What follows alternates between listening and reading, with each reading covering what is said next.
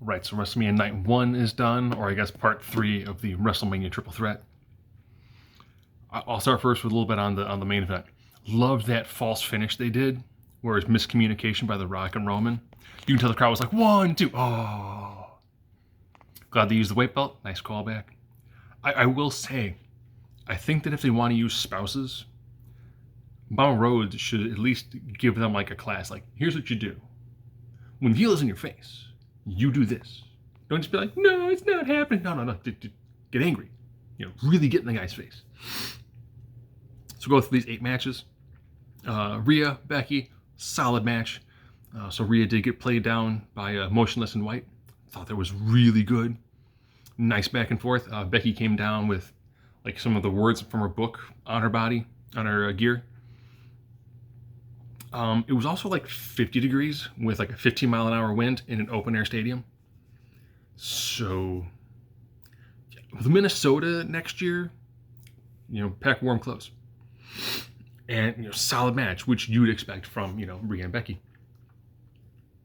With, Rhea getting the victory. Nice, long, hard-fought match. Looked good with Becky losing. So now Seth is going to lose, so they both get some time off because they need it. So I thought that was good. Ladder match. So right away when they showed the titles, and it's like, here's the Raw titles and here's the SmackDown titles. They had some fantastic spots in here. One, we got to see R-Truth again do a hot tag in a ladder match. They did a spot where Awesome Truth and DIY are both in the ring, and suddenly they go, wait, 2 of us, 2 tag belts, just go and get them. Crowd stupid hot for it. A-Town Down Under grabbed the SmackDown titles, which made sense. SmackDown team did it. And they tried to get the other belts too. And I was like, if you do a match where you can break up the titles, and then you have a heel team win both titles, it'd be fantastic. And the other one, of course, is Awesome Truth, which was great because Truth at the time, he's like, hi. And he thought he could just unhook it. No, he had to climb next to a rung, nice, like squeeze the carabiner, the whole thing. So, solid match. I can tell that, Mommy won. They lost the tag belts. Okay. Follow that up with the LWO, which was Rey Mysterio and Andrade, who, glad that he's turned. Still super crisp in the ring. If you put him with a group that can up the charisma factor for him and just let him be the in-ring workhorse, beautiful. He's back with Zelina, which he needs. The problem with Andrade is he has that early Orton syndrome, where Orton made everything look super easy and super clean, super crisp. Andrade needs that person to help, talk him through some of these matches, to help hype up the crowd, because when you go in there and you're calm, cool, and collected, it's hard for the crowd to really pop and get excited because you're so tranquilo. Taking on Dom and Santos. So kind of like an LWO versus what could become, Legado.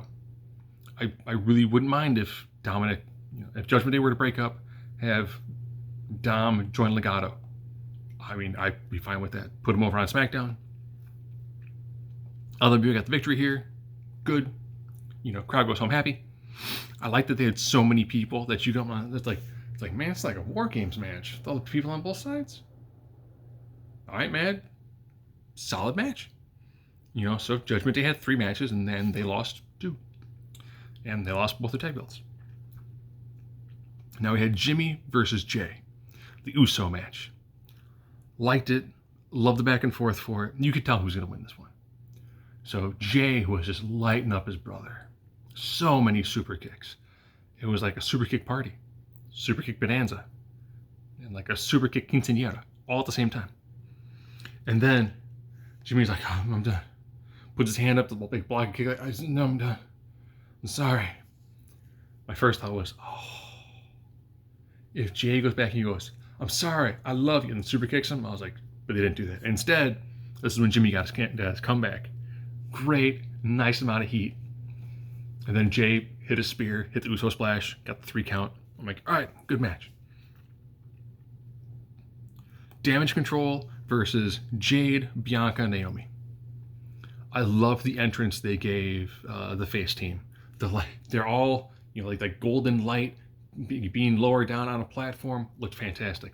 I did kind of feel sorry because, Bianca's just spinning her hair back and forth. And I think she did hit Jade just because, there's a lot of hair, not a lot on the entrance ramp. You could tell the way this match was going to go. You knew it's like, well, Jay's going to get the tag in for the finish. And when Jay got the tag in for the finish, it was like, I had you the choke slam. I do a move to you like this.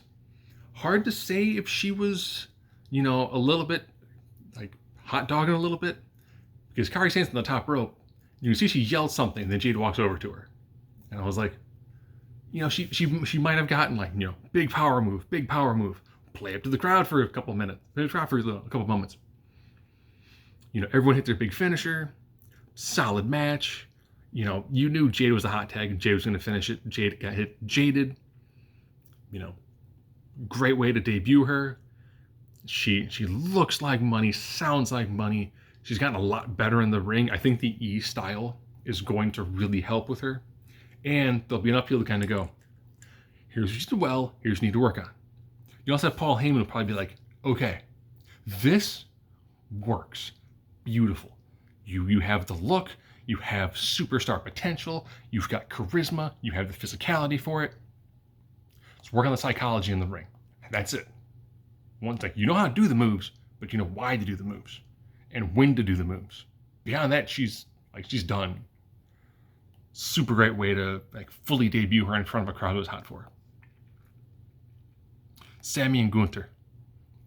The moment they showed Sammy's wife in the back and his son, and I was like, okay, well, either they're going to play into that, oh, hey, yeah, I've destroyed your husband in front of you. How do you feel? And Gunther beat the daylights out of Sammy. Multiple top rope splashes, multiple lariats, multiple big chops, multiple power bombs. And then Sammy was able to fight back out of it. You can tell the crowd was split early on in the match. I think there's some people who went, I wanted Chad, not Sammy. But then Sammy was able to make this tremendous comeback. Hit one of his old school brain busters. And some haluva kicks. Got the 3. My wife popped. We're like, oh, you won, that's great. I was like, oh man, I wanted Chad. But Sammy Chad works. And if this leads to Gunther going on to take on another title, I'm fine with that. If this now means that Gunther's going to take on Seth for the title, maybe Gunther goes after Drew if Drew has a title.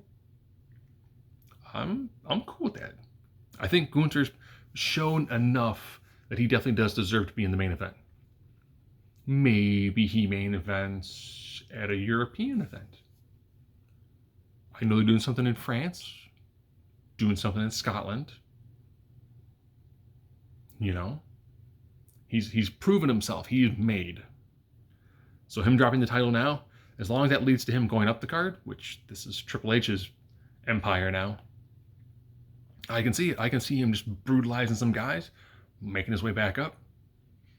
Maybe if a certain guy comes out from Saskatchewan, maybe the two of them have a nice feud. Maybe. But, for Gunther picture, definitely picture bigger, better things. And for Sammy, decent redemption story for him. Again, he, won the main event last year. Now he's winning a big title this time. And I'm like, I'm fine with that. I still think that had it been Chad to do it, the crowd would have been super, super behind it. But Sammy got the crowd back into it. Main event. The Rock coming down in chaps with the cow vest, standing in his logo that's on fire, with the lightning, and his Brahma Bull People's Championship belt, and sunglasses, even though at the time it was like 11 o'clock at night. I guess not, I'll probably say 10 o'clock at night. It's an outdoor stadium.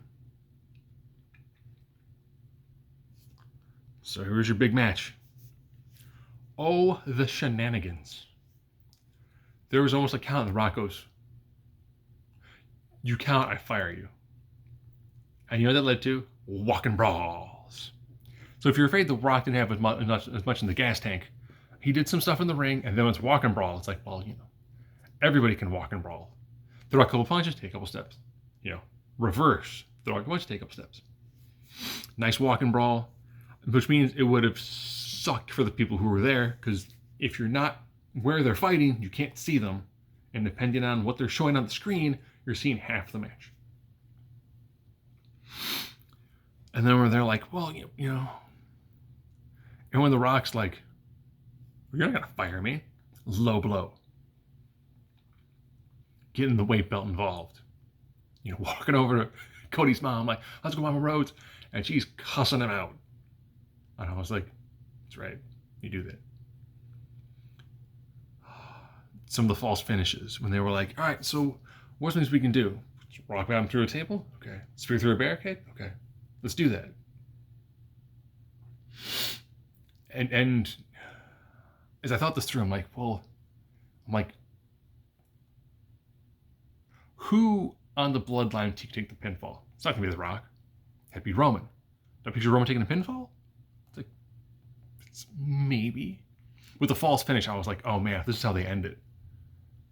You know, they did a false finish where Roman was lined up for the spear, and Seth like tackled Cody out of the way, and then Rock ate the spear. And I was like, if Cody and Seth win this match by pinning The Rock after The Rock eats a spear from Roman, leading to The Rock and Roman, I'm like, that would be awesome. Because that would be, there's your SummerSlam match. But that wasn't it. And then, you know, Cody makes the vicious comeback on Roman. Crossroads, goes for another one. Weight belt comes back into play. Whack! Weight belt to Cody's back. Cody's crumples down. Roman, big spear. Rock standing there, hand out. Smack. Rock bottom. And I'm like, Rock's facing people's elbow. Rock bottom, people's elbow. 1, 2, 3. Long stare at the ring as, you know, Seth put through a barricade, beaten up, worked over his knee, was in a single leg Boston Crab, and the dull shooter, because Rock's sharpshooter is nowhere near sharp. It's, in the world of knives, it's a spoon. So, you know, there's beaten up Seth, all dejected. And then there's Cody in the ring like, dang it. It's Bloodline Rules tomorrow. It also means, too, Seth is probably going to lose. And then Seth and Big will take some time off. It's like, okay. It's like, I'm kind of okay with that. Drew's been doing some amazing work, and I think Drew on top is fine. Especially if Judgment Day ends up breaking down for the most part, and Damian is trying to cash in on Drew, and Mommy is stopping him. I'm cool if that's where they want to go. If they don't go that way, that's fine. I mean, in Levesque we trust. So, solid night. You know, nothing on this was bad. Predictable in some cases, yes, but still entertaining, and it still worked. So now we just have one more to get through. And then we see if Cody gets to finish his story, or if the crowd is going to wickedly turn on him, because no one's going to care what he tries to do if he does not win.